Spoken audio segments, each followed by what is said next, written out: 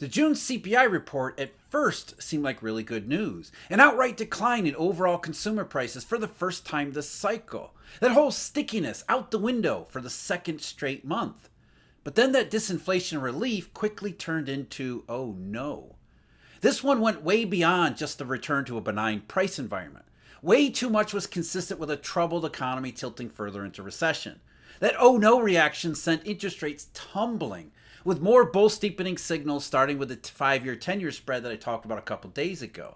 And this follows some really ugly results across interest rate swaps, which we'll get into here too. There were two major points from the CPI. First, it was broad-based disinflation, not just lower gasoline prices. Services were actually flat, and that's a big one. Rent prices, the one we've been talking about all this time, those finally slowed way down for the first time as well. New and used auto prices fell also. Second, and just as important, this isn't only a single month. June makes two in a row. Because of the typical noisiness and high-frequency statistics, it isn't uncommon for the CPI to slow way down one month only to pop right back up the next. So 2 consecutive months of what we've got here, however, that really reduces the chances that this is some statistical fluctuation. It instead points to bigger problems. Now, none of this should have been a surprise. Consumer spending has been weak. We've heard from how many companies during these same 2 months saying they're going to be cutting prices because their customers have no money. Unemployment is up and still rising. The only reason it was a surprise is Jay Powell and the Fed, a group of people with the most useless theories on consumer prices. Yet everything they say is written down as gospel, the monetary blind leading the illiterate. Inflation was never sticky because it wasn't inflation. This is still the downside of the supply shock, full stop. It didn't go in a straight line, nor did it stick to anyone's schedule. And here's the thing. When you put the CPI in the context of everything else, corporate warnings, unemployment, yield curve shifts, and on and on and on, this isn't a time for being relieved. It really is an oh no type of signal. So we've got the details on the CPI report to go over, as well as some pretty interesting reactions to it. And more importantly than those, what's happening in the bond market, the yield curve, and maybe most important of all, what's going on interest rate swaps and what's behind everything else. So we'll start with the details of the CPI report for the month of June in the United States. The consumer price index is actually down. As I mentioned the first time this cycle, that it was actually a negative. Minus 0.06% month over month. And that had been slowing down since March and April, and now June with an outright negative. So 2 months in a row with basically no price changes. In fact, the index is now down on a 2-month basis because May's change was 0.01%. And with June being a little bit bigger negative, you've got a negative on a 2-month basis, which is exceptionally rare. The last time we saw the CPI negative on a 2-month basis were the 3 worst lockdown months in 2020, March, April, and May. Before that, you got to go all the way back to February of 2016 with the oil crash. So in between, that's a period of 100 months. This is only the 4th time the CPI has been negative on a 2-month basis. So this is exceptionally rare, and it tells you that this is something more significant than even the disinflation we saw at the end of last year. So that brought the year-over-year change in the CPI down under 3%, believe it or not, to 2.98%. It had been 3.25 in May. A big reason why consumer prices overall were negative, though not the only reason, as we'll see in just a moment. Motor fuel prices down big for the second straight month, according to the BLS. Motor fuel was off 3.7% in June after being down 3.6% in May. The core CPI was barely positive in June, up just 0.06%, and that followed a 0.16% monthly change in May. And that's the lowest monthly rate since January 2021. Again, a two-month slowdown in the core rate. That brought the year-over-year change to 3.28, which is a new low in the cycle. And it had been as high as 3.8 just a couple months ago in March. So over the last 3 months, you're talking about half a percentage point coming off the core annual rate. And a lot of it in the last 2 months, and a lot of it consistent with everything that we've been talking about the last 2 months.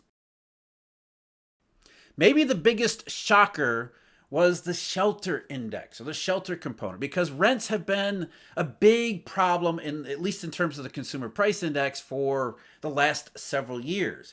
The imputations, the artificial calculations that go into especially owner's equivalent rent have held overall consumer prices higher than they otherwise would have. Now, many people have said that this is a real thing. This is still some lingering strength in the rental markets, which we don't see evidence for anywhere, or migrants and migration.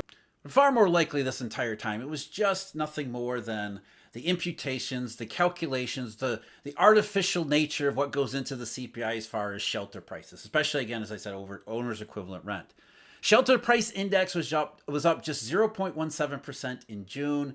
That's the lowest of the cycle so far. It had been around 0.4% for many months before then. So this is the first real deceleration in shelter prices in quite some time. Owner's equivalent rent was 0.28%, which again shows you artificial. It's a little bit higher than shelter overall. The market components and rents are coming down much faster than the artificial part. 0.28% was still the lowest, down from the 0.43% in May. So even owner's equivalent rent is slowing down, reflecting housing prices, the housing market conditions from about a year and a half ago. They're finally catching up with the CPI at a moment when everything else is going down, because it's not just rents, it's not just gasoline, it is everything. When we look at the CPI, services less rent. Services had been a big one, contributing to the narrative about sticky consumer prices earlier this year. They had surged in January and February in particular, and again in March. But since March, services prices less rent have been slowing way down. April was up 0.22%, then May was basically flat, 0.02%, and then the new one for June, 0.04%. So 2 straight months where services prices have been flat. That's a big one too. And we look at all items less food, energy, and shelter, which show, again, it's not just gasoline. Those were down, that index was down in both months too, minus 0.04% in May and minus 0.02% in June. So 2 straight months of that one as well. So the slight negatives the last 2 months in the all items less food, energy, and shelter, that's exactly what we've been talking about with all of these companies like Target and Walgreens and Walmart to a big extent too, cutting prices for consumers. This isn't gasoline, this isn't shelter, this isn't food prices, though lower food prices would really help here. This is everything else in the consumer price experience going lower because the economy is weakening.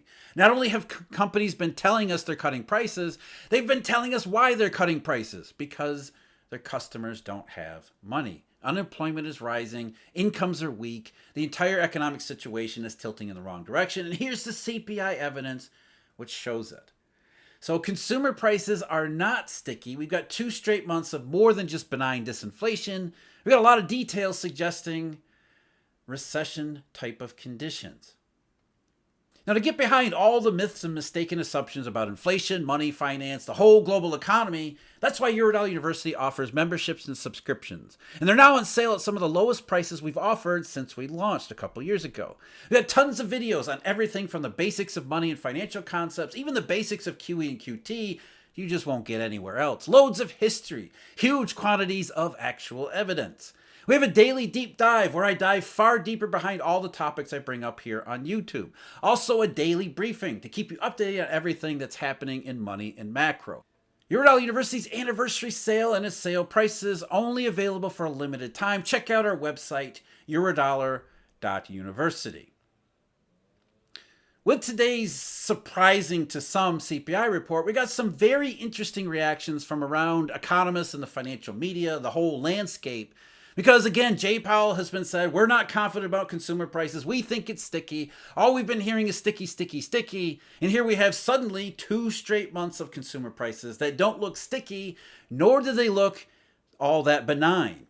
We'll start with, this list is compiled by Bloomberg. We'll start with Richard Flynn from Charles Schwab in the UK. Today's figures show that the rate of inflation has dropped compared to last month. This is the latest in a string of data releases that continues to set the stage for the Fed to cut interest rates this year, potentially as soon as September. We expect that this economic optimism will benefit markets. And that's the most charitable view, that this disinflation is benign, and therefore it's going to benefit the overall economy because no more consumer price pressures. At the same time, that will allow the Fed to gently cut rates to glide us all right into the soft landing. But more and more economists and mainstream observers are starting to realize there's a little bit more here than just the Goldilocks scenario that many would like to still believe in. Another one. Ron Temple at Lazard. A September rate cut should be a done deal at this point. Given the increasing evidence of slowing economic growth, it's time for the Fed to refocus on the dual mandate and ease monetary policy. And what he means by that is start paying more attention to the unemployment rate. And one thing you'll notice here is that everybody couches all of their analysis in terms of what is the Fed going to do? What is the Fed going to do? When we should be entirely focused on what is the economy doing right now that the consumer price index is telling us.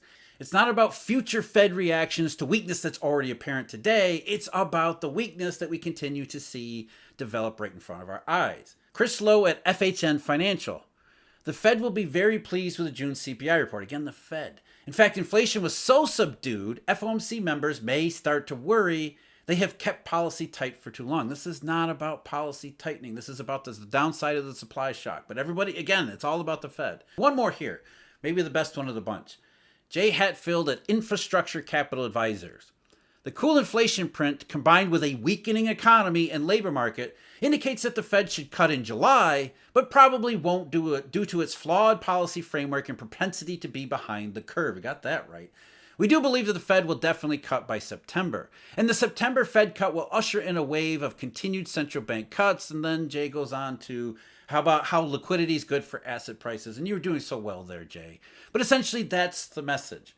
The Fed reacts to weakness and then starts to adjust its interest rate, not monetary policy, its interest rate policies according to how it believes the economy was way back a couple months ago.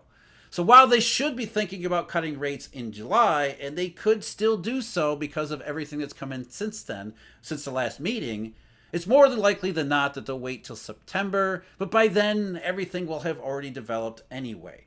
So as many people are starting to sense, the economy that looked like it was heading into its Goldilocks soft landing, disinflation and everything, now we went from sticky to, oh no, this isn't just benign disinflation, especially with unemployment on the rise. With the Fed potentially getting itself finally out of the way for good, interest rates in the marketplace were down sharply on the CPI report. The 2-year U.S. Treasury yield was 4.49 at last check, which would be its lowest if it closes there, would be the lowest closing yield in 5 months, going back to February 12th. The 10-year benchmark was 4.17, 4.18, which is a new rally low, and by rally I mean since the end of April, the new mini rally low. It would be the lowest going back to March if it also holds on here too. That puts the 2-year 10-year spread in the low 30s, still inverted. What we want to see out of the 2-year 10-year spread is that to start to uninvert more strongly, getting that spread down into the 20s or even the teens. Again, upside down inverted where the 2-year rate is still above the 10-year. But that spread should narrow as the 2-year yield goes down faster than the 10-year, and that would be a pretty strong signal to the bull steepening case. Now, I mentioned in a video a couple days ago about the 5-year 10-year part of the curve, which is a very critical part of the curve right in the middle where all of finance actually lives.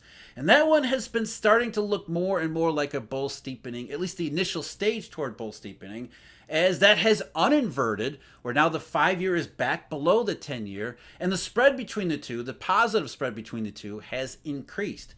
As of today, after the CPI, the 5-year was about 4.11%, which is, a new mini rally low, and the 5-year 10-year spread is up to 7 basis points at times at 8. So that's the most uninverted since last year, and as I mentioned in the previous video, that's a possible early warning sign toward the bull steepening. And again, I hate that term because it's not really bullish for anyone except those who are holding safety and liquidity. And when you're being rewarded for owning safety and liquidity, nothing good is going on around you. So the fact that we see all of this macroeconomic evidence along with curves moving in this fashion, it's not bullish for the economy, that's for sure. It's not bullish for the vast majority of humanity. Some of the more concerning signals we've been getting recently, even before the CPI, going back to last year and even last month, swap spreads. Interest rate swap spreads based on SOFR, the 5-year maturity, fell to almost minus 29 basis points yesterday. And it's been moving lower since May 1st, the 5-year maturity has, and it's made a sharper move since the middle of June, which seemed to be coincident to the European election mess and the breakout in bond spreads in Europe. But since they've continued to move negative, even though Europe has kind of normalized here, it suggests that this is more than just European worries or woes. That's echoed in the 10-year swap spread, which at minus 42 basis points, almost 43 basis points. It's been in that range since last week. That's the lowest since early January too, so making a substantial move lower and then holding there. Not a good sign as well. The 30-year swap spread, that one dropped to minus 81 basis points on July 2nd. Again, last week was a pretty bad week in the swap market, and it held like that this week. The 30-year swap spread has come back a little bit, but at minus 81 basis points, that was the most negative since November of 2022. And a negative swap spread is not a good sign for the marketplace. As I mentioned in a video not too long ago, that's the fundamental picture of the economy and the monetary system that interest rates would price if the Federal Reserve wasn't in the way. So as the Fed continues to look like it's going to get out of the way, interest rates are going down toward where swaps are, and that's not a good thing. Sticky consumer prices, that whole nonsense, that was just about economists trying to explain the length of time that the supply shock downside has taken, along with the fluctuations in oil prices and insurance costs along the way. They look at it as sticky consumer prices because they don't really know where consumer prices are coming from, or where pressures are coming from. They get all of their information in theory from the worst people to get it from, which is the Federal Reserve. In the current CPI report, the June CPI report, we've got 2 months in a row of more than just disinflation. The real concerning elements were that price pressures disappeared in broad-based fashion and did so for the second straight month, which is exactly what a lot of companies have said they were going to do, and the CPI shows that a lot of them have actually done it. But why did companies lower prices? Well, they told us why they did. Their customers no longer have the money and wherewithal to buy at those higher prices. They're responding to economic weakness, and that response to economic weakness has flowed through into this broad-based second month in a row disinflation in the CPI. Not just benign Goldilocks consumer prices, much more concerning than that. This was always the downside to the cycle that began in 2020 and 2021. And we continue to get more evidence of that downside, the continuation of the cycle toward its maybe inevitable end, in more and more evidence that comes up each and every month, including now the June CPI report. And that's exactly how the marketplace is responding. The big downdraft in yields is, first of all, the oh no, this really is the last stage of the supply shock downside, as well as the Fed's going to get out of the way and let interest rates go down to where they wanted to go this entire time, down toward where the swap market is. And if interest rates do end up moving closer to swaps, that is not a good thing. If you want to revisit all of that with the fundamentals of the marketplace priced through the swap market and how that impacts treasury yields, that's the video I've got linked below.